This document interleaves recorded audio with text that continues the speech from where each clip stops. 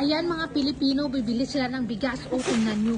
Ang dadami nilang dala, mura na lang. O, ayan. Bilis, punta na kayo dito sa No Frills. O, tingnan nyo ang roaster. Mura na, save kayo ng 6.20. Halina kayo. O, ayan. Ilang piraso din yung maubos ng Pinoy na ito. Hello mga Pinoy. Maggrabe yung binili ng Pinoy. May bit-bit pa siya. Ayan. Hala, grabe sila. O, pinakyaw ng nila. Ano pag ginagawa niyo dyan? Ayan. Ano na lang gano'n mo? Tatluin mo? Grabe. Ano ba kay Grabe sila.